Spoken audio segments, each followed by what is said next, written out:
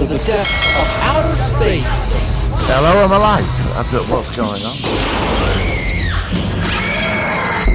By your command. Fascinating. God damn you all to hell! It's the Sci-Fi Podcast.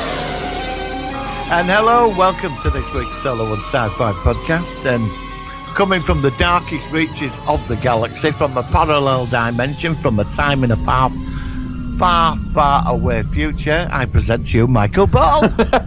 Thank you for that intro. I couldn't think of any decent sound effects this week, so it's just going to be just me sort of coming in, which is, I don't know, that's not good, is it? That's surprising for me. No. After Terminator and the sliders and the TARDIS and whatever. So, but next week I'll try and think of a sound effect. How are you? I'm good. I'm getting my house decorated. I'm getting new carpets, ordered new sofas. I'm very happy. It's finally, I'm going to get my house up to back to what it should be. Finally, and I'm going to get all my science fiction collection out. I'm going to put it all out everywhere, and I'm going to be happy. Well, you've got, the thing is though, I've seen on YouTube you've got a lot of stuff in your area, in your room as well. I've seen lots of things on the walls, like the guns. There's a big one of those marble shield things. I saw that on a recent thing that you did. I'm catching up with all my 3D printing. The latest thing I printed is the Orville,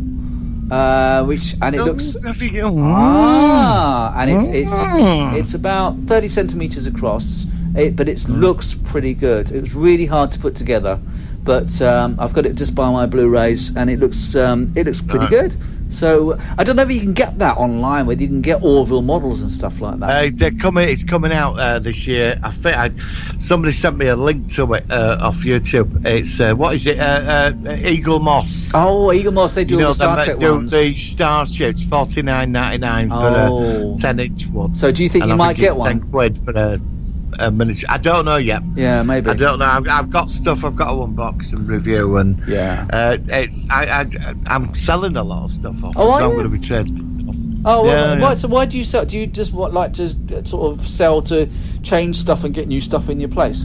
I trade. I'm on loads of sites where I trade stuff with other fans. I look around for what I'm after. I'm after stuff that people don't really have, you know. Well, that's why I did the Orville. That's why I did that, because the thing is, though, that's not around apart from the one you just mentioned. And I thought, well, luckily, somebody out there has made a 3D image of it. But even then, I had to resize it and do it and stuff like that. But yeah, I like rarities and stuff like that. Well, I've been looking for a ballockhead. I'd go and say bollockhead. I've been looking for a ballockhead, from Corbomite Maneuver. Oh, well, I saw you put that on YouTube. You got that mask thing. Yeah, so I was on this dodgy site in China. How'd you do it? Right. Just make sure you use a VPN before you go on the site. That's what I'm supposed to do. Yeah, no, it's wish.com. Oh, I don't know. I've no idea. No, it's like a Chinese Amazon. Okay. My God, you can buy replicas of everything. It's like, I couldn't believe what I was looking at, And this sounds dodgy, by the way. I mean, every brand out there has been replicated, and I thought, are you kidding? And I thought, this is all coming into the country. It's a really good site. It's all legit because you get refunds in it. So they play it straight. So you're saying it's I found reputable. a bollockhead. I know you're going to say it. Bollockhead, yeah. Bollockhead. So I found the mask, and it turned up within a week, and I've got plans for it. So I'm very happy with it. I saw you trying to wear it. You said it looked like you were suffocating wearing the thing now. Yeah. But you're going to use one of those sort of dummy round things that you put masks on, so it sort of fills it out a bit, aren't you? You can have it like on a stand or something. Yeah, and then I'm thinking about putting like some material around the bottom of it. All right. Like it's got a neck collar, yeah. So I'm after a life-size bust, but I can't seem to find what I want. So yeah, the thing is, though, I mean, we were talking before we started recording about just like the high streets and stuff, and a lot of people now, of course, are so used to buying online, whereas, of course, our generation, we every lunchtime when I used to work in Kingston upon Thames, I'd have a look around the shops. I'd go into Smith's, I'd go into Woolworths, I'd go in H&V every day. And I loved it, and it was a really nice way of getting away from the office and actually having some time out and stuff like that. And of course now people look online on Amazon or wherever, and it's to me, it's although it's good. It's not quite the same as physically looking at a DVD box, and of course now people just they get digital copies of films anyway. But it is strange how people are changing now. And I was also realising that it's like people's attention spans are very, very short. I mean, you know, these episodes on YouTube, I mean, they start off and they do drop off quite quickly with the number of people. But it's not just this channel or this No, it's series. everywhere. People literally will look at something for 2 minutes and then go to the next thing, and then go to the next thing. And it's amazing how people, because there's so much out there, and I think this goes back to things like when it was just, show my age here, when I was growing up with just 3 TV channels, Radio 1 and Radio 2. Old days. And there was nothing. You'd sit there and watching Frank Boff on BBC Breakfast TV in 1982 and Selena Scott and all this stuff. Oh, yeah, thanks for depressing me. Oh, I know, but it's there. You know, I thanks, know. yeah. No, but it's good because you haven't got Frank Boff and Selena Scott anymore, have you? You've got bloody well, you got Grammarly adverts on YouTube, and he got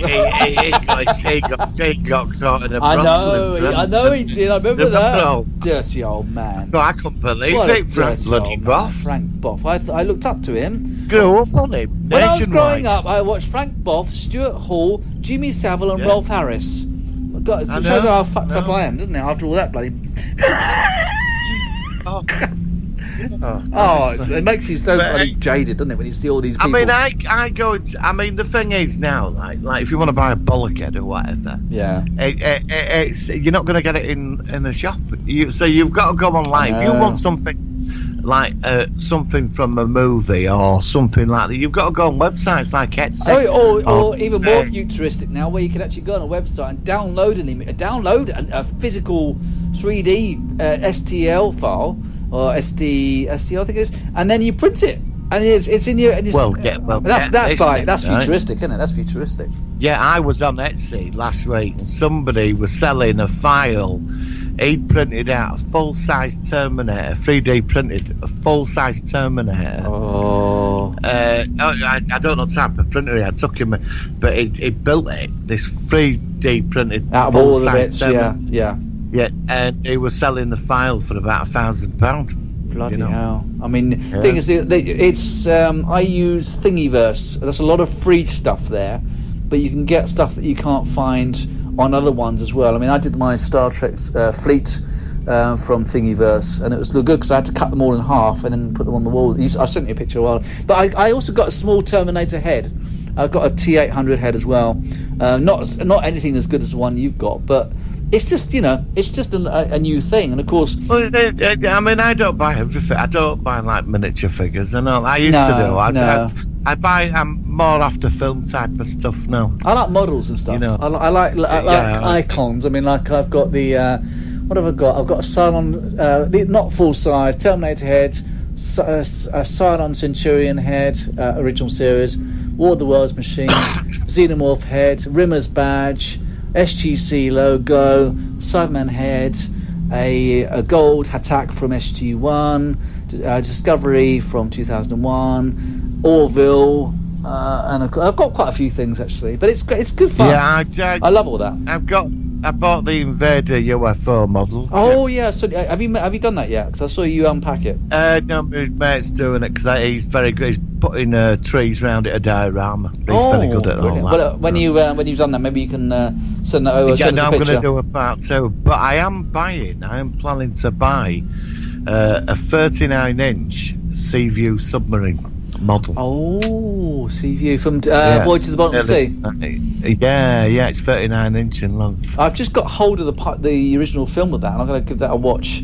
It's very good. I did review that. I know. It's very good. Actually, it was when you said about that, I thought, well, let's check that out because I've not seen Voyage to the Bottom of the Sea. Very good. They made that quite serious. A lot going on in it actually. But the series, I do recommend. I was going to say Ice Station Zebra. Ice Station Zebra. You want a man film? You want a man film with no pussy romance and no screaming women? Get a man film. Ice Station Zebra. And I'm sorry I'm not being feminist at all. This was of the time where men drank whiskey and smoked cigarettes. Oh God! Took on good the old baddies days. when men were men. Yeah, I saw Full Metal Jacket recently again, and that was quite good. Oh God, That's a good film. I like that. And the guy who's the sergeant, the guy that's busting them about, is in the first episode of the series we're going to be reviewing today. He is. And I was very surprised when I saw him. And the thing is, that guy, whenever you watch him, he's practically always playing the same character in every one. He is. He was even in Body Snatchers, the remake of Invasion of the Body Snatchers, and he was like a sergeant in that. He wasn't that extreme, but again, he was like in the military, bossing people about and stuff. So he was an actual drill sergeant. Oh, really? I think he would. Yeah, in real life, he was. I didn't know that. That's right. I think when he got out of military, he was consulting on films. Yeah. You know, sometimes they get the hire people, don't they, to keep it more. Well, I think that's how he started, and then he ended up being in films. But he always played the sergeant. Yeah, he's a really nice guy, apparently. Yeah, well, he's dead now. Oh, was he? Oh, it's a shame. I think he's died. Yeah, Oh. I saw him on YouTube on a video a couple of weeks ago. He was firing, shooting guns in America. Right. You know, shooting these weapons. But he seems a really nice guy. But can you imagine having him as your drill sergeant? Can you? Do you remember Wang when he said, "They won't shout at me, will you?" And there's them all them sergeants. Oh no, I know. Yeah, I know. Well, the thing is also when we go into it, I'm going to also mention that I think that Space Above and Beyond was very much a trigger for a film which I think resembled it quite closely, which of course was Starship. Okay, you're right. Let's say that. Right, shall we go into the news about what we've come across this week? Do you want to start off with that? Shall we do that? Well, again, it's been a weird assortment of news, but put in the jingles. Here we go. Here's the jingle. Working. So the Sci-Fi News. Okay, Martin, what have you heard this week so far? Right, it's a bit of they're making rumour Batman Arkham developer Rocksteady working on Suicide Squad game, video game. Also, there's been some Judge Dredd anime series concept art and animation being released for a proof of concept secret for a potential CGI Judge Dredd animated series. Oh, okay. Created internally by studio actors to showcase the art style, testers, technology used to produce it. It was conceived as a homage to Akira. Oh, okay. So that's up. It's on his bike. George Lucas, it says here, George Lucas and Jon Favreau hate The Last Jedi, according to writer and producer Cameron Pasha. Lucas is horrified at what has happened to Star Wars under Disney. Yeah. All this went down on a live stream yesterday, and this is on Nerdrotic. Oh, I hate him. Yeah, well, I hate that guy. I can't stand that guy. He just slags off everything, and he apparently he's a real arsehole. Apparently he was really like the Trek Kiars people who I'm a big fan of. They reached out to him, and he was just like he did one thing, and then they tried to get in touch, and he just sort of pissed off. I don't like that guy. I don't like that guy. Yeah, he's more Star Wars news. Star Wars officially makes old Darth Plagueis backstory non-canon. Why? Star Wars has officially rendered the previous history of Darth Plagueis non-canon, creating opportunities for brand new stories. Oh, but I mean, Plagueis was mentioned in Revenge of the Sith. So, are you saying that now is not going to be canon from that point on? You mean? No. I'm reading it now. If I'll give you the website if you want it. Screen Rant. Star Wars has officially made the old backstory of Darth Plagueis non-canon. The character of Darth Plagueis was first mentioned in Star Wars Episode 3 and was a Sith Lord. Plagueis remained something of a mystery, undeveloped, even the old expanded universe, until Del Rey announced the novel revealing his backstory. I've read that. Darth Plagueis was written by James Luceno and was supposed to be released in 2008 before ultimately coming out in 2012. This drew a lot of attention from Star Wars fans because there were rumours Luceno coordinated with George Lucas himself, and then when Disney purchased Lucasfilm, they wiped out the expanded universe. Games and comics were declared non-canon. Yeah. All that's case, so many believe Darth Plagueis should remain binding in the law. Right. They pointed to rumours of Lucas's involvement, and the case was made stronger when Lucina returned for a new book named Tarkin and explicitly referenced events from Darth Plagueis. E.K. Johnson's new canon novel, Queen's Peril, has finally settled the issue once for all. A good portion of Johnson's novel is set prior to the Star Wars prequel trilogy, including the same time in Darth Plagueis presented Palpatine as still being an apprentice. Right. So, Darth Maul is an assassin, not a Sith Lord. Okay. Bless him. Palpatine only killed his master after Descendants to become Chancellor. In contrast, Johnson portrays Darth Sidious as the definite Dark Lord of Sith through the whole story. There's no way to reconcile these two books. Darth Plagueis' death should be, therefore, considered non-canon. I'm not having that. No. I mean, and also, if it were to become a bigger factor, would they then delete the scene from Episode 3 where Darth Plagueis is actually mentioned? Because that, if it's actually physically on a film, on one of the Star Wars films, that makes it complete canon. The only way they can remove it is if they actually delete the scene from the film, I would assume. Yeah, but the Plagueis book is canon. When that is classed as canon, I mean, he's been mentioned numerous times in Star Wars. Return, what is it? Revenge of the Sith. Yeah, exactly. Why are they doing this? Oh, I don't know. I don't know. I'm not happy about it. No, I'm not. I mean, like I said, I think that's a character I'd like to have seen more. But even just hearing about what he was about was certainly interesting. I'd love to have seen him. Yeah, I mean, and especially as we don't know yet what's going to be happening with the Star Wars films in the future. So, I don't know. No. In the end, we've got The Mandalorian to look forward to and, of course, the Obi-Wan. But again, everything's on hold. Talking about things on hold, there's something which actually came out in, just change the subject very briefly, in March 2020. Apparently an Alien 5 script draft was worked on. Yes, I was going to bring that up today. Oh, brilliant. So what have you read about it as well? Mr. H Reviews has been bringing it up. And he says, well, Ripley's Sigourney Weaver, she's not interested, but she could be, and she feels connected to the character. But there's been more. But last night, Mr. H in his review, I watched it before I went to bed. He said they reckon that Disney or Fox, who owns Fox, that what they're doing is they're testing the waters for the fan base. Is it another Ridley Scott disaster, or do they want Aliens 5? It's interesting. Yeah, because obviously, I quite like the prequels, even though the only problem with them was that they changed the whole mystery of the alien itself, and we talked about this on a recent show we did. The idea of Ripley, because Ripley the clone is still technically alive at the end of Resurrection, so she could return. I don't know. What would you like? I can't. But Aliens 5, it's going to be set in a parallel universe. Oh well, that's not so interesting to me. I'd rather it be not a parallel universe. But it's Hicks new.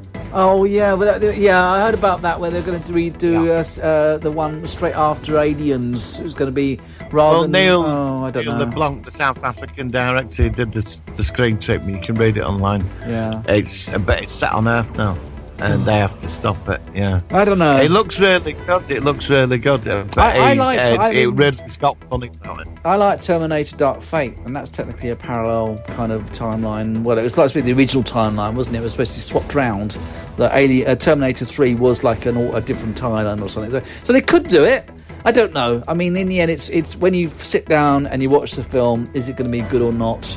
Well, I think they've got to finish the prequels off. I think we need to get the answers. You know, I mean, I would have known because I wanted more on the engineers. I assume that they're going to. They offered nothing on them. Well, Ridley Scott really has sort of dug himself into a bit of a hole with that one. So, in the end, give the bloke, just let it finish off with what he was trying to convey with this setup for this race. So, yeah, in some ways, I don't know. It seems a bit of a... They'll obviously go one way or another because it's one of those franchises that's too big to come back. Yeah. I did hear that the producer of Stargate, I can't think Brad Wright, apparently the other day he tweeted, somebody asking any chance for a new Stargate series, and he put a reply, one word saying, hope so or something. Or he said trying. He said one word, trying. So it looks like Brad Wright is trying to get Stargate back in some form, whether it be... That should have been brought back. That should have been done, yeah, I was ago. going to say 5 years ago. It should have been back when Star Trek was coming back or something. So I'm surprised it's taken so long. But MGM, they're not owned by Fox, are they? They're still their own entity, aren't they? It won't be long before Disney acquired MGM. Yeah, so Disney's going to take over everybody, aren't they? I don't like that. I don't like one entity controlling the whole of Hollywood. I think that's quite a worrying thing, because then they won't be competing over each other, which means that if they've got all the money, if they take the whole market, then wouldn't that mean that the quality of films might drop because they're going to get all the money anyway? Well, what do you think? Yeah, I think you're right. I think certain things should be left alone to develop themselves. Yeah. You know, I'd find with a lot of directors and a lot of these big franchises like the DC Universe movies, they're not listening to fan base. No. The fans know when you watch Discovery or you go see something, like the old Terminator fan, you know what you want. Yeah. Because you know the back history of it so well. That's right. And why are they upturning everything I've watched for the last how many years? Well, that's why when you watch a fan film of some of these series, I mean, I've seen 1 or 2 Star Wars fan films, and they're very good. And of course, the Star Trek fan films, which we've talked about many times, like New Voyages, Phase 2, and of course Continues, are giving a lot of Star Trek fans what they want. And of course, I was reading the other day about people with the new Picard series, where, you know, the people who make it, they're not making it for the fans, they're making it for the general audience. And so that's why they do throw things. But then, you know, a lot of things with Voyager and Enterprise, I think a lot of it was made for the Trek fans as well. It felt like it was still part of it, not too different. But you see, my question is that we go 10 years from now, and Star Trek's had its run, and then they bring it back in another incarnation. People are going to moan about saying, well, it's not Discovery, is it? Because everybody panned Enterprise. Now they're all praising it. Yeah. I liked they all Enterprise. Panned it when it come out. But now everybody, it wasn't that bad. No, it has gone up. Yes, ago. You're right. It's funny, and apparently, because I was told, because I thought I've always liked Enterprise. Apparently, I was quite tough on it when it first came out, and Stargate Atlantis, and now I like both very much. I never liked the ship. I felt the ship looked like a wok. Did you? What, the NX-01? Yeah. I thought bloody awful. I thought. Oh, do you prefer the NX-01 or the Discovery? I prefer Discovery. Even those huge long nacelles? Shot down. Oh, God. But I did see the planned version of the NX-01. I know the season 5. They were going to give it a secondary source. They're going to be a secondary hull. It's going to be more like which I've got to admit, I was extremely impressed. Now that's the ship I wanted to see. Yeah, but of course the NX-01 is many ways it's just an upside down Akira class from the Next Generation era. It was again, when they did turn it upside down, it did look a lot cooler. Yeah, they could have done it. I mean, it's like the first Voyager. I'm told, really getting geeky now. But I saw the original Voyager design, which had the nacelles below. Yeah. And it was, I like that. Yeah, I still like the actual end design of Voyager, though. I think that's pretty good. I like most ship designs. I'm trying to think of any starship designs I didn't like. I mean, I've got them all on my wall. What's your favourite starship out of all of it? What's your favourite one? I've always been quite a fan of the Excelsior class, actually. That's a beautiful ship. Mine's the Nebula class, which of course is like, well, it's like a galaxy, but it's just got this big sensor at the top, and it's got this. I love that. I like that as well. I'm trying to see what else. I like the Voyager, the Intrepid class. Do you like the? What about the Defiant class from DS9? Because that was an odd-looking ship, wasn't it? It's beautiful, isn't it? It kicks ass as that ship. I love that ship. Yeah, I liked it. I wasn't so mad on the Enterprise C Ambassador class. I wasn't so mad about that one. Enterprise E was good as well. I also liked the Prometheus as well. That was quite the Faunus Prometheus. Yeah. Miranda class. I like Miranda class. Nova class, which was that ship from... Yeah, that's what the Enterprise NX-1 would have looked like, the Nova class, really. Yeah, I could see that. It was small. It would have been about that size. It's a similar size. It's slightly smaller, but it's similar. But I just always loved the designs of Federation starships. There's not many I've not liked. The only ships I couldn't stand were those terrible copy and paste ones from the end of Picard, which was that design was not very nice. It had windows along the actual along the source, so it just didn't look right. And apparently, I read that when they resume Enterprise, it's going to feature a lot more with Starfleet, which is good, because there's one thing that, to me, and I actually think that I would have given it a few more points, were if it had been more involved with Starfleet. Starfleet hardly existed in that. This is the whole first show ever in Star Trek's history where you're really, really lucky to see a Starfleet uniform in an episode, you know. I know it's not the actual main focus of Star Trek, but to me, a lot of it is the Federation, the Starfleet, in their entity, whether it comes to defense or exploration, or learning to live in a world or in a universe which is constantly being a source of discovery. And of course, Picard was just about Picard, which, yes, I can understand that. It was Patrick Stewart, and of course, it's about his story. But I actually think if he'd have been on some sort of small sort of Federation starship rather than that red thing that they're on, I think I might have liked it more. I don't know. It's just me. I have some outer space news. I've got lots of outer space news. Go for it. What do you got? You're not going to believe this. I'm surprised you didn't spot it on Facebook, actually. Astronomers find planet Vulcan Eridani. I did see something about that. And and it's right the same where place. Star Trek predicted it. So Vulcan exists. That's bizarre. Whether they actually called it Vulcan, though? Probably now, yeah. It says that one of the most interesting, rewarding aspects of astronomy and space exploration is seeing science fiction become science fact. For instance, using the Dharma Planet Survey, an international team of scientists recently discovered a super Earth orbiting a star just 16 light years away. The super Earth is not only the closest planet of its kind to the solar system, it also happens to be located in the same star system as the fictional planet Vulcan. The Vulcan's rails head, have they? Well, I actually didn't know that they'd actually made a place in the real space where Vulcan was put. I thought it was just anywhere. I didn't know that Star Trek, the writers, actually had put Vulcan in a part of real space. I didn't know that. I thought it was just a generalised place. It's Vulcan, it's 12,000 light years or whatever. But that's interesting. You know, if it's actually documented. Yeah, again, Babylon 5, where the station is, is part of the galaxy.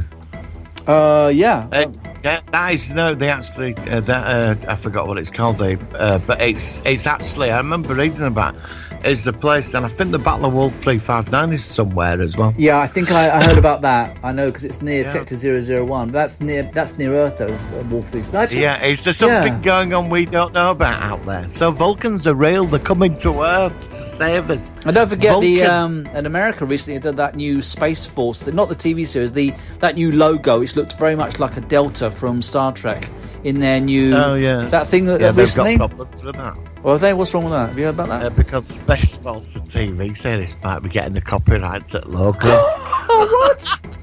I'm being serious. They're getting into an argument. It's against the real world, isn't it? Fighting fiction. Because they've used it, I'm still going to watch the second half of that. I want to do a review of that at some point.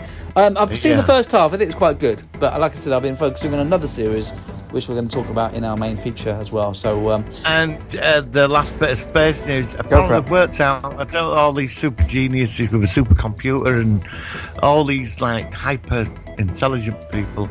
They've worked out that there's 36 intelligent civilizations in our solar system. Yeah. They've done it by a mathematical probability or something. Yes. I mean, the thing is, though, space is so big that if there is life out there, it could be just so hard to find it because it's so big. The galaxy is so vast. But the Vulcans are on the way. Oh, that's true. The Vulcans. Yeah, if they had a ship which could go just below light speed, then if they launched 16 years ago, then they could be coming tomorrow. Well, that's it. Well, they're not going to be made welcome if they turn up, are they? They're going to sort of like turn around and go back home again. Think, sod this. Yeah, see ya. No, it's all right. See ya, mate. No, that's fine. It's okay. We'll come back in another 1,000 years' time when you actually got your heads outside of your own arseholes. Yeah. The planet's been run by apes. Yeah, I know, exactly. Or AI or something, or Cyberdyne or whatever. God almighty. And the one other thing I've got as well, just to throw this in, is apparently Avatar 2 has officially resumed filming. There's a new set photo. Because it's in New Zealand, so of course I think that the COVID is quite low down there. So that started production, which is good.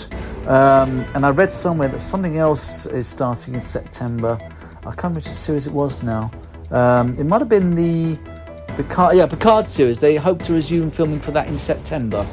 And it's already June now, so that's that's not that far away really. So yeah, and apparently all the soap operas are starting filming again now, which is of course a bad thing.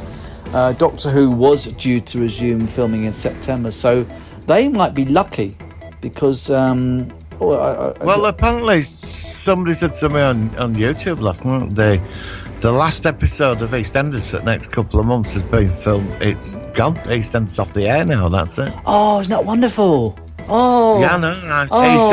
He said because he said to me they ran out. One of my subscribers said, "Yeah, final episode because they've ran out. They've caught up." So, I mean, I don't mean to. I was jumping for fucking joy. Oh my God, that's the best news I've heard all year. My God, the end of the world, and EastEnders has been plodding on. It's finally succumbed to the virus. We haven't got Peggy Mitchell and bloody Albert Square and all that shite. Well, it's going to be interesting because when they come back, are they all going to be putting this in? Are they going to be putting it in? I heard a while ago that they said that they didn't want to make it a parallel universe where it didn't exist. So apparently it would be mentioned in it. But I think they'll keep it to a minimum because people don't want to be reminded about that. So I'm still watching Brookside, by the way. I'm up to episode 53 now. So yeah, I've been jumping in and out. I watched sagas of it, and I shouldn't do that. No, I've only. You don't get hooked on it. Yeah, it's a good. I've only got about 3,000 episodes to go. That's all right. No, they're only 20 minutes long, and it's like I've got these fuzzy copies of them, but they're watchable, and it's like.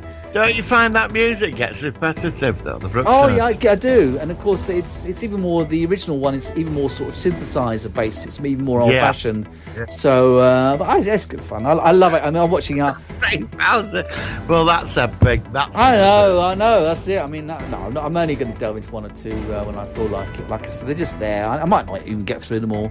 I'm watching Alvida St. Pair again as well. I always watch that every year. Yeah, I watch that. Do you know I sit through that every year? I do. It's one of my all-time favourite series. I love season 2 for some reason. Oh, I mean, at the end of season 1 at the moment. I like season 2 as well. And I liked season 3, even though it was when they came back. I didn't like season 4. I love that. Is that where they go to America? America. American one's great. I didn't get onto the Cuba one though. The Cuba one I didn't like so much. Did the final one finish in Thailand? Yeah, and then in the end of the last scene, they're on the boat. They're on the ferry going back to Germany, which I thought was a lovely full circle. I liked how they started off with Barry. You know Barry. Barry Taylor. He came. He was a cokehead married to the Russian. Yeah, I know. Yeah. And it didn't take long to revert back to type when he started whinging all the time. I know. It makes a laugh of our different regions in the UK, and it's. I love that, and I just like the fact that you've got the three Geordies. You've got the Brummie, and you've got the Scouse, and you've got the Cockney, and you've got the where's Bomber from? He's from Bristol, isn't he? Bristol. No, Bristol. Bristol, yeah, he's from Bristol, yeah. And then that's all of them, isn't it? Yeah. Anyway, it was a great series. All been in Hollywood movies, all them, you know. Because Pat Roach, he was in. Was he? Oh, what was he in? It wasn't Jaws. He was in a big film. I remember seeing him in something. He was the German in Indiana Jones. Yes. Yeah. He did lots of stuff. And he was also in Rising Damp the movie. He played a rugby player in that as well. Was he? Yeah. Right. Yeah, I love Rising Damp. I mean, I know we're sci-fi based, but I'm a huge fan of comedy as well. And I love it.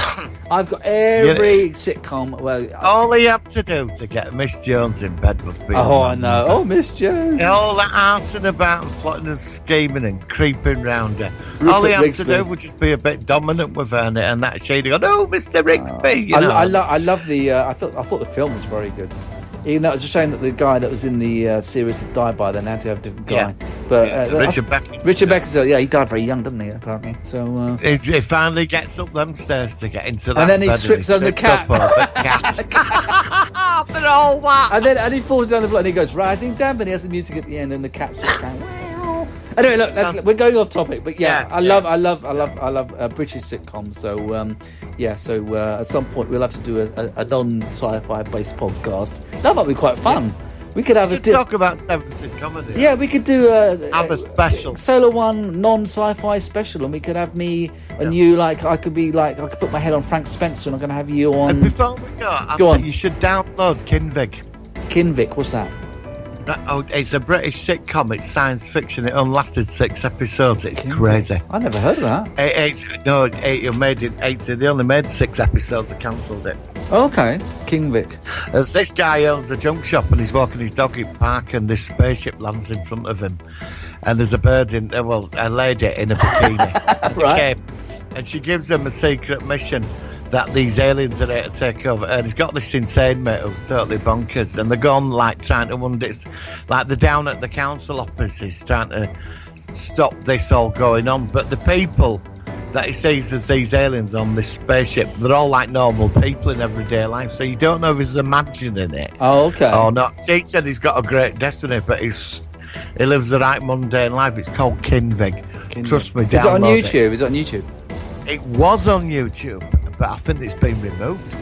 So, but I managed to get a copy of it on DVD. I don't know where they are, but it's my friend's got them. All right, so download It's called Kinvig. It was 80s.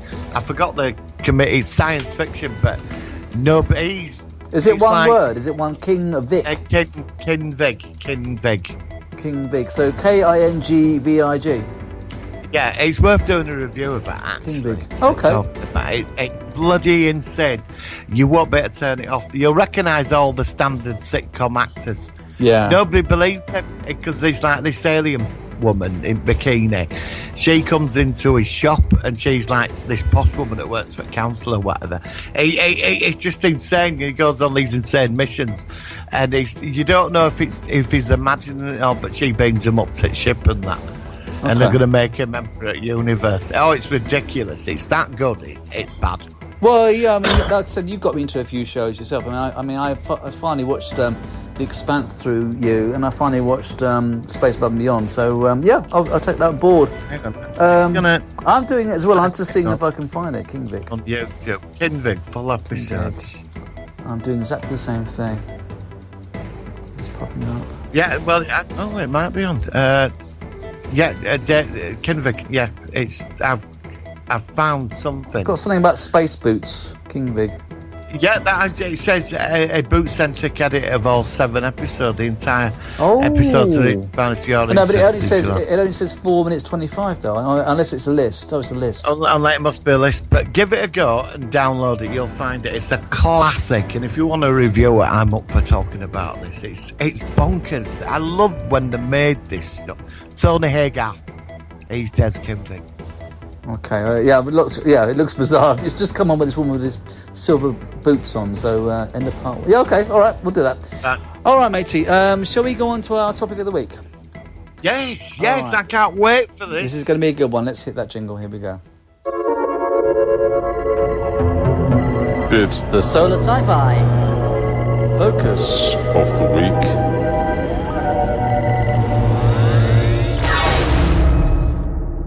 Right, this week is a show which I have finally seen. I saw the first few episodes years and years ago, and I finally, thanks to Martin's persuasion, watched the whole thing from start to finish, and that is, of course, Space Above and Beyond, which is an American sci-fi series created by Fox. It showed in 1995-1996 season. It was a series based on a alien race who are invading the parts of space with regard to an Earth. This series focuses on these people in this, like a space academy, a military style thing, where they join up and they learn to become part of a unit trying to fight them, where they're also based on the USS Saratoga, and they go on these missions and stuff. The show also features in vitros, which are people who are created in tanks. There's also synthetics as well, which have these weird cross eyes, and it's such a very good series. Tell me, Martin, from your perspective, what you liked about it, how you got into it, and then we'll bounce off each other about this one. I just got Sky at the time when Sky announces, and I saw adverts for it, and it was advertised. But I was in the video library actually. The pilot episode was actually on video, right?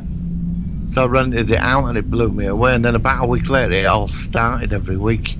But then I sort of got into it, and then a couple of years later, BBC Two started showing it. Yeah. Late at night, and that's when I really got in, because I was working at Sky. I was working a lot at the time, so I was only catching certain episodes. But it was Friday nights. I remember coming in from the pub when I was going out, and I used to watch it. They used to show 2 episodes a week. Right. And I was addicted. I recorded every single episode and just milked it. But there is sort of...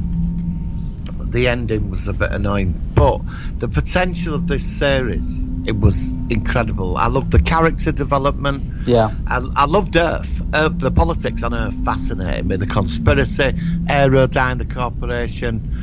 And I loved it how they kept the Chigs a mystery till the final episode. Yes, that's because last week I hadn't seen the last several episodes, and I asked you, and I said the one thing I didn't like was that the Chigs, we never really saw them. We just saw these humanoid-shaped people with these helmets on, and we never knew what they looked like physically. Because when they get killed, if you take their helmets off, they have this chemical reaction where their faces dissolve into this like green goo, which was mentioned on more than one episode. And of course, I mean, we'll go on about the ending in a minute. Before let's talk a bit more about it and then how it went.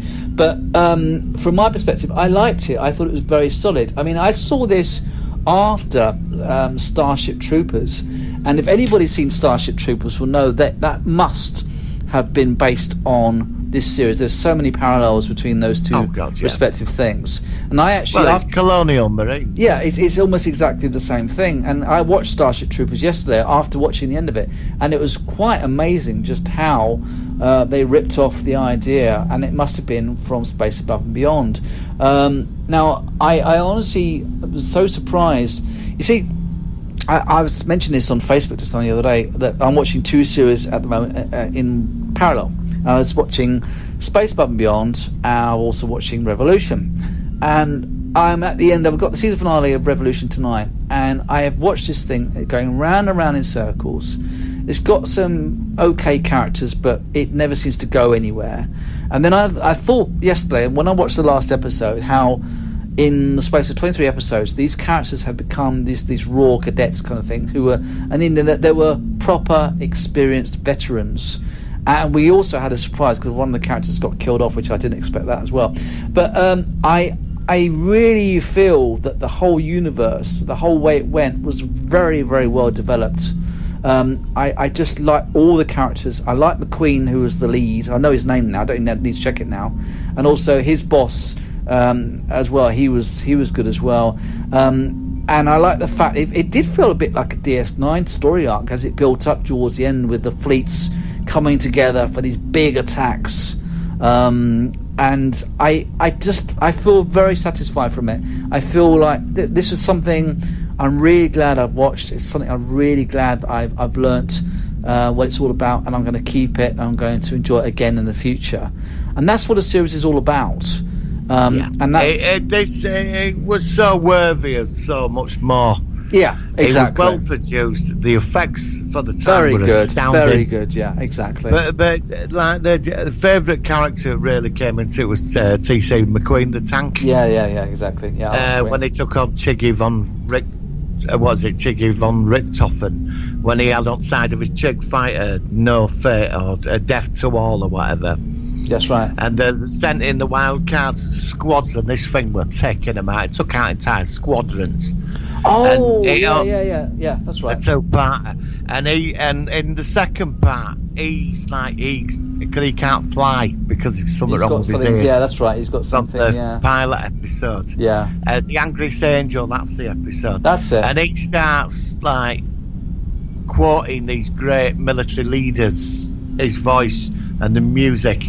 That a man, as you know, you live for that one moment, and this is my moment. Yeah.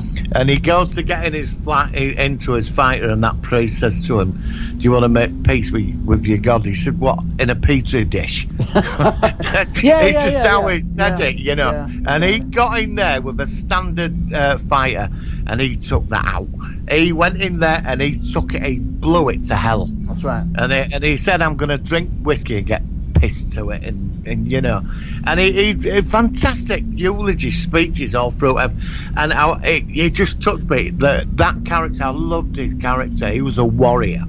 Yeah, I know he was. You know, and that's what I loved about it. You know, there were some powerful episodes in there. There were some really, very good focused episodes. Like you said to me about the one where. I forgot his name. The other tank who was on that planet. His own. Cooper You Hawks, seen his life with Yeah. the bird. Yeah. He always saw the bird, and I love that. Yeah, I did too. I did as well. It's just fantastic, and the conspiracy as well, of like with the Earth government and the corporations. It was brilliant. It was. I mean, I to be honest with you, now I've seen it once. I need to see it again because I think I'll enjoy it even more. You won't be turning. No. I don't blame you, mate. I think I'd do the same, quite frankly. But I'm thoroughly impressed with it.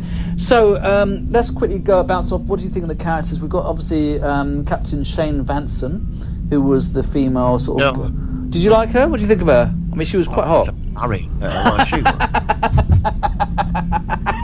She got married to the creator of it. Did she? Oh, blimey! I don't know that. Married to one of the people that created it. Yeah. She was good. I liked her. Very, very visual.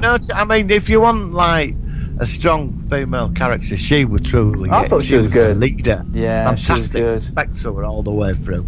And obviously you had Lieutenant Nathan West, who was always. I like the fact that because he lost his girlfriend in the first episode, and that had a resolution in the last episode as well, which I thought was good, because I didn't think we'd see her again because they were trying to get the captured people back to the ship, and then she wasn't there in the crowd. I thought, I bet the actress hasn't come back, and then she was there, and I thought, oh yeah, they got her back. I thought that was good. So that was Morgan. That was Nathan West's sort of. His character was good. Obviously, he lost his brother, which is a shame. I could see that happening. Oh, that was horrible. And of course, that idiot. Yeah, exactly. Yeah. And then we had obviously Cooper Hawks, who was the other tank. I liked his character. I liked the way that he was a bit socially inept in some areas. There was one where he was like he was a great warrior, but he was like a child. Yes, he was. Like when they went to that Las Vegas sort of base thing, when he was trying to get him laid and stuff like that, and that was quite interesting. Yeah. I liked his character. Paul Wang, it's quite an ordinary sort of character. I like Wang. Yeah, I liked him. Wang was like your everyday type guy you'd meet and get on with. Yeah, and they killed him off in the last episode, which was a bit. And then there was the other one, the other lady. That's Vanessa Damphouse. Yeah. I've got all she the. Was cool. Yeah, she was good. They sort of had a sort of almost thing getting together at one point, didn't they? Those two as well. So, yeah. And she did that weird episode where she could see death. Yes, the shallow, the sort of silhouettes of stuff, couldn't she? That was the that was her best episode. And then of course that was her best episode. Then of course we had McQueen, played by James Morrison. I've seen him on something else though. What has he been on? I'm sure I've seen that. He's one of them actors. He's just been all over TV. Yeah, I'm actually in his filmography. He's been. Let's see what's anything else I've seen that's featured him. But he's known more for that than anything else. Yeah, he's been in the X-Files. Oh, David Duchovny appeared in an episode of as well. Oh, he did. He played as like this synthetic pool shark or something, which was quite a surprise. Yeah, what did they call him? What did they call the robots now? Not synths or something. It begins like S. Yeah. Something like that. I thought that was good. I mean, they had a great backstory when that mad programmer put in Take a Chance and it screwed them all up. Yeah. Oh, yeah, I know, yeah. AI Wars, that was it. So let's go on to obviously how the show went off, and of course we had the chicks at the end. Now, as I said to you last week, you said you were going to be really shocked as to what happened at the end. Now, I mean, when we saw that, what they thought was another alien in the penultimate episode, who actually was a chick, did you think that was a chick? Yeah, you did. Yeah. I did as well. So I assumed. Yeah. At first I thought, and then just so we're getting to end, I thought that's a chick. It's a bloody chick. Although there's one thing, but it's a female one, isn't it? There's one thing I've suddenly just went a bit pop in my head. How come that chick could breathe oxygen? Well, they had helmets on, didn't they? Oh, maybe they did. They were breathing it, so yeah. You know, you're right. No, you're right. Sorry, I couldn't remember if they had their helmets off or on, but I think you're right. They had their helmets. Okay, that answers that question. Yeah. Showed it that comic book essence. Yeah. So he ran off. I know. So I mean, in the end, we found out that obviously he was a chick, or she was a chick. So, what did you think about the resolution of the chicks, their look, and the fact that they seem to have also been another offshoot from Earth? What did you think about that? I thought the episode was about 25 minutes into it, but all right. Like it was going at a standard pace. That the chicks here and they want a peace thing, and then I like the arguing with the chick in the room with the. And when the chick said, you know, we warned you to stay away, we don't want out to do with you, stay away. Right.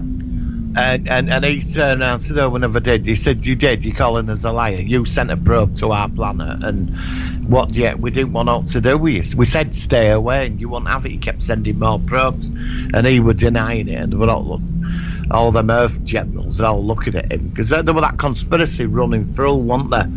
You know, through the whole thing about Cyberdyne, knew a lot more. Yes.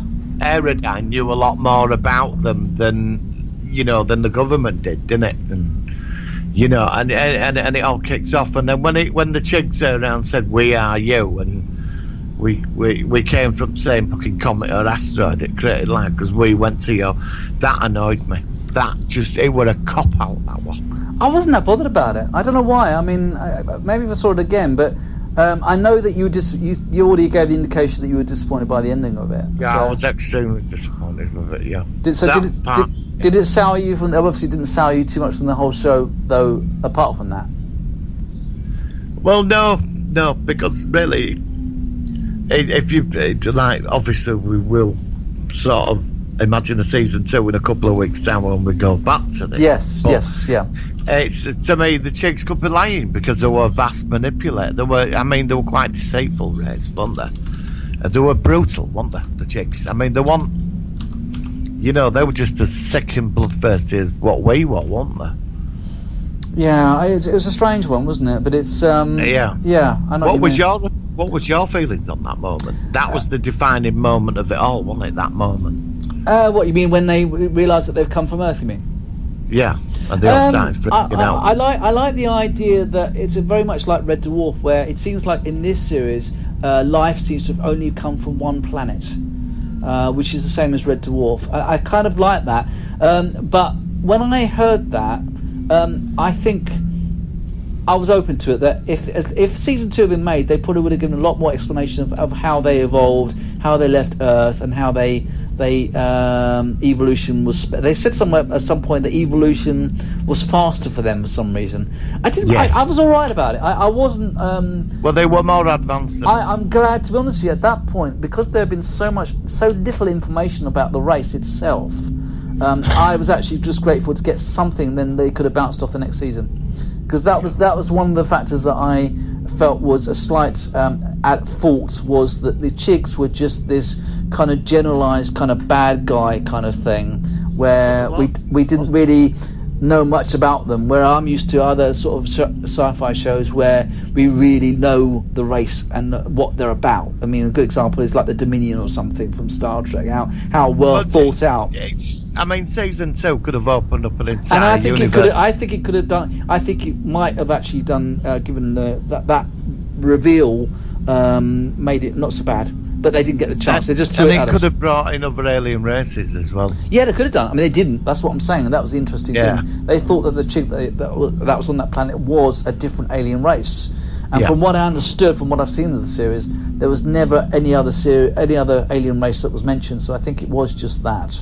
But whatever it was, yeah, I thought it was certainly interesting. So I rate it very highly. I rate it probably 8 out of 10 for first viewing. I think that well, for first viewing. I guarantee you. Yeah, I guarantee you. that's acceptable. I think that will go up definitely. It's a 9.5 for me. Yeah, I mean, I reckon mine will go up as well. Yeah, I just think they could have done something. But we got 20 odd episodes. Like they used to desecrate human bodies because they didn't like them being buried. There were all this thing about their culture which fascinated me. Yeah, and they were made out to be the bad guys, and it were us that started the war with them. Yeah, because it was their precious burial ground or something, wasn't it? Yeah. They didn't tell that to the light, and finally, in the last episode, they had a way of communicating, which, of course, that was another interesting factor. Because if you can't communicate properly between each other, how on earth are you supposed to work out where you stand and what's the disagreement? It was good. It was really good, and I promise you that rating of 8 will go up once I've seen it all again. Yes. Because, like I said, so thank you for recommending that. Anything else you want to finish off this slot with regard to this series? Yeah, to me, it's a masterpiece. It should have been worthy of a season 2, and Absolutely. I hope in a couple of weeks we take it beyond where it should have gone. Yeah, I mean, it's a shame they can't. I mean, the thing is, I'm surprised this wasn't bigger. I mean, the networks were moving it around and all this, and I was looking at a review of it yesterday, and they said one problem with it is it didn't kind of fit into quite any genre. Some people said it was beyond its time. It wasn't quite a war series. It wasn't quite the normal sci-fi series. And also at the time, it was having competition from things like the Star Trek series. At that point, DS9 was on, and Voyager was on, and then of course had the X-Files on, and quite a few other series. It's a shame. I never saw it. I never saw it until recently. If it was on today, it would be a big hit. That thing, I it agree. was 20 years beyond its time. I agree with it him. was, people were used to phasers and aliens with bulky heads, and then you got this. It was a serious thing, and it was beyond its time, and it never got a chance. It's such a shame that it never, and it came from the X-Files as well, the creators of the X-Files. Yeah. That's its origins, and it's such a shame. Yeah, it was a shame. But I'm really glad, so thank you for introducing that to me. I'm really glad to have that part of my collection, and I hope at some point that something will be done with it, even if it's a remake, which probably wouldn't be as good. Maybe not. Did you like the whole racism thing with the tanks and the AI and all that? Yeah, I did. It was very clever, and it's an unusual way of doing it, because of course sci-fi often does tackle racism very quickly. Before we finish this, just to go into the next generation, apparently Code of Honor, which is like the second episode of the first season, which involves the black community on this race, where they want Tasha Yar to marry this I don't remember the episode, but apparently it's really thought of as an episode which may well be banned in the future from being shown, because obviously it's made in the 80s. Well, I remember that. Yeah. Where he kidnapped her and took her down to that That's planet. it, yeah. Apparently because the race were predominantly black, there was some issue. Some people were saying it was racist. I don't think it was that bad, but you know how everyone's overacting. Well, it might be today. I don't know. I've not seen that in years, but I might take another look at that. It might have a good point. Give it a watch, and I will do. If you get a chance, and then we could even briefly mention it next week with all this racism stuff going on. So, but going back to Space Above and Beyond, great series, great characters, great story, and I'm very, very satisfied with it. And I'm really glad that they did it. So well done. There you go. Sound effects. There we go. He's got a round of applause. And a great soundtrack. Yes, exactly. It was, and I put the opening theme as well at the beginning of this as well, which is cool. And they changed the titles as well midway through as well. And I prefer they got really big, didn't they? Yeah, it got bigger. That's what I'm saying. The series started off as good, and it just got bigger and bigger and bigger. That's what I loved about it, and that's what I'm going to remember. Right. On that note, we're going to go into our topic of cancelled. Nay, it's here to stay. Are you ready for this one? Oh, yes. Oh, my God. Here we go. Here's the jingle. Cancelled? I Nay. can hear loads of static. It's here to stay. All right, so this week we are focusing on a series which actually, this is going to be an unusual one. This is the 1980s version of The War of the Worlds, which was a direct continuation or sequel to the 1953 film. Now, this is unusual because what we want to do this week is we're going to, rather than actually focus on the end of the entire series, it is a series which is strange because the second series is almost like a parallel universe, almost a different series in its own right. So what we wanted to talk about was the far superior first series, as to how... We binned it. The second season. Season's binned, right? Yeah, they never made the second season. It finished at the end of the first series. So, and I think that would have been fine with me because, like I said, the second series was really quite pants in my perspective. So the first series, if people aren't aware, the aliens from the 53 invasion had been put in these big metal containers on scrap yards and all sorts of military bases and stuff like that, and then these containers come into contact with radiation, which makes the dormant aliens who were thought to be dead. It reconstitutes them, it wakes them up, and they then burst out of the tanks. They can now assimilate people, or actually take over their bodies, although their bodies will rot, and it's about them trying to continue the war, even though most of their ships were gone and they were just a very kind of almost like a scavenger kind of race of aliens trying to use technology for their own ends. So what do you think we could have done to continue? I mean, I'll obviously bounce off my ideas as well, but first of all, what do you think? Well, as in the roles, I'd definitely take it from the final episode with the other alien. Right. With a caveat mixed in at the end. Okay, so do you want what's the go on. When she sent the message into space, she turned around and said, "We found a new food source." That's it. So yeah, now finished there. Now, anybody with any intelligence will think to themselves, "Well, why didn't they do what we're talking about now and bring back this race?" But they didn't. They went a completely different tangent. So, would you have liked to have seen the first alien race sort of even unite with humanity because they had a common enemy? Do you think that might be a good idea? I think because the Martians were so duplicitous, I think there would be some of them that would approach the Harrison Wood project, and say, "Look, it's this thing that's come." The android chick, she's a lot more than what you realise. Their race hunts us, and they're going to hunt you for food. Yeah, okay. But the purists, the council, them three, just sat in that cave. They wouldn't. So you're saying it'd be like a faction? They would have splintered off or something? Yeah, okay. It'd be a very small faction. Yeah. Okay. Yeah. I mean, what I would have liked to have seen is perhaps they would have discovered a huge area of dormant Martian war machines from the first invasion. There's some organisation which has kept a load of them in some huge base or somewhere, rather than just in the first one. And they managed to get the ships working, and there's about a fleet of about 20 of them. Where they could have somehow got them involved in a defence force for the second wave of aliens that were coming. I don't know. I would like to have at least seen some more links, because to me, the what makes the 1953 film so iconic were those fantastic machines destroying the world, and the way they looked and the sounds and everything. And they were used sporadically in the first season of the War of the Worlds TV series. I would like that, some more connections with the original film. Would you like to see? Because that would be quite cool. All the tech started? All those ships were there. No, exactly. So that's exactly what I'm thinking. So they only have 3 in Area 51. Well, there must have been literally hundreds, if not thousands, of them. Where are they? And they could have got them going. They could have even done it so that the humans are able to pilot them somehow.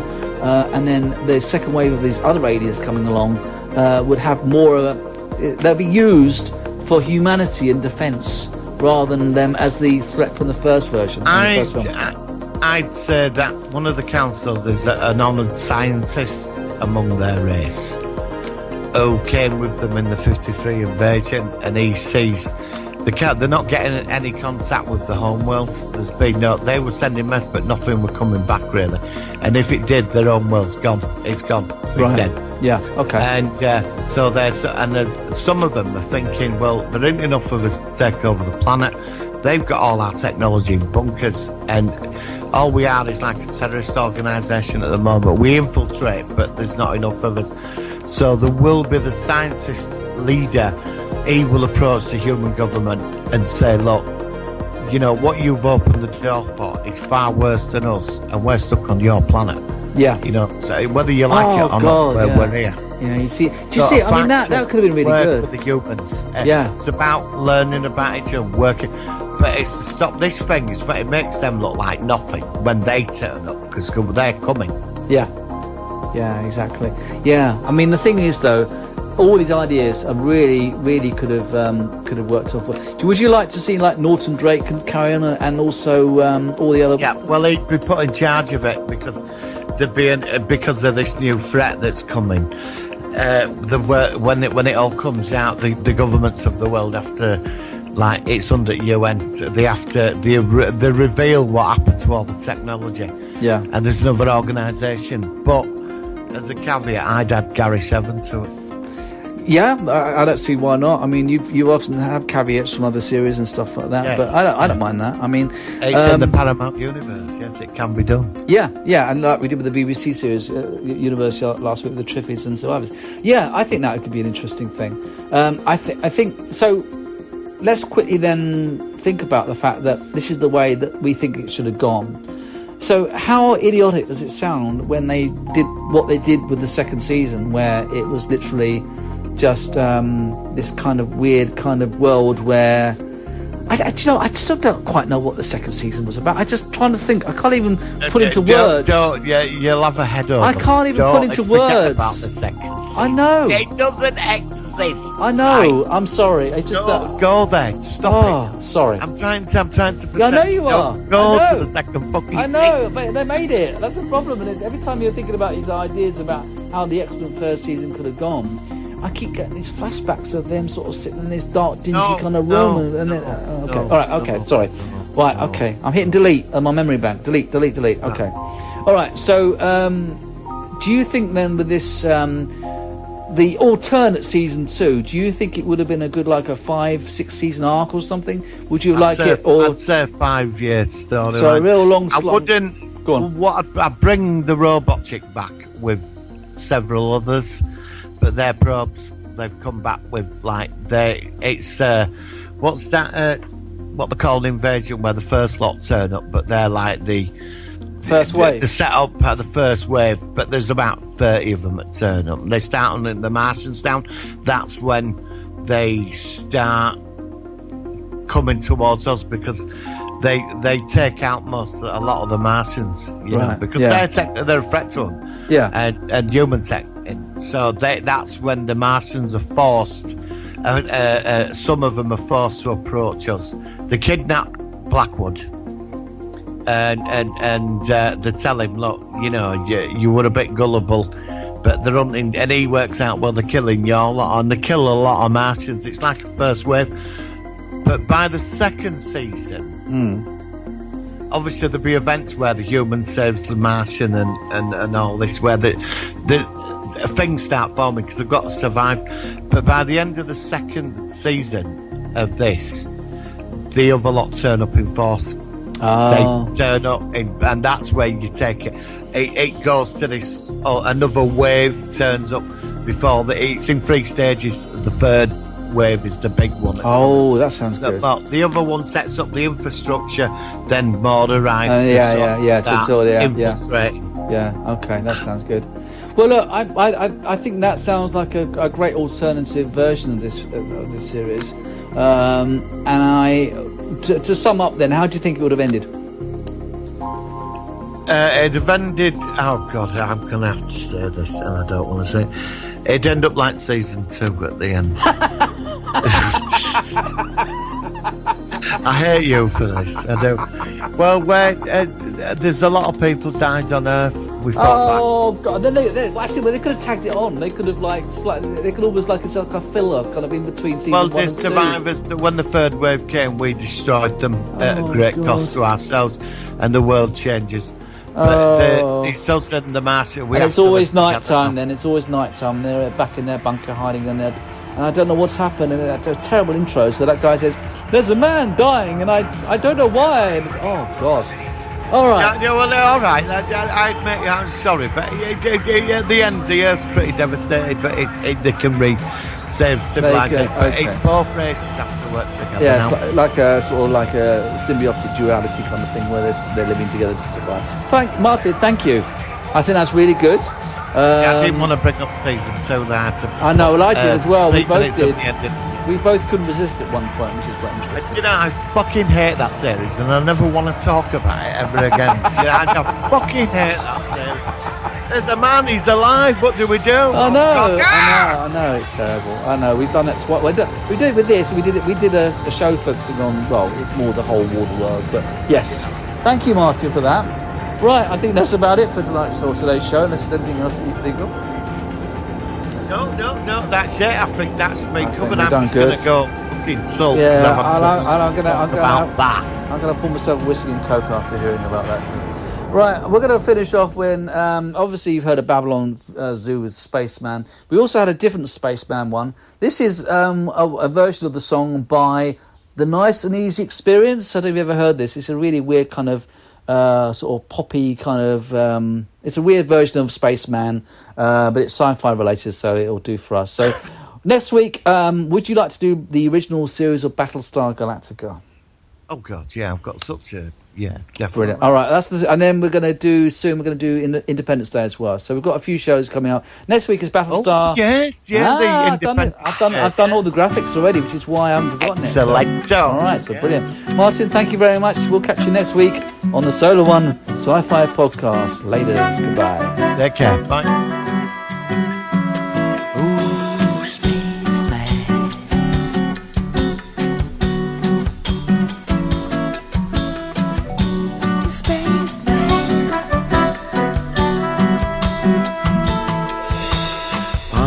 Smells, they consummate my home. Beyond the black horizon, trying to take control. See my girl, she shivers in her bones. The sun and zenith rising, trying to take us on. There's a fire between us. Where is your God? There's a fire between us. I can't get off the carousel. I can't get off this world. Sickening state, homophobic jokes, images of fascist folks. Beam me up 'cause I can't breathe.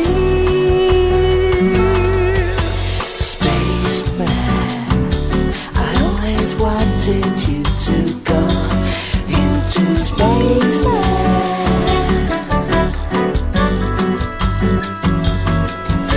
Spaceman, I always wanted you to go into space,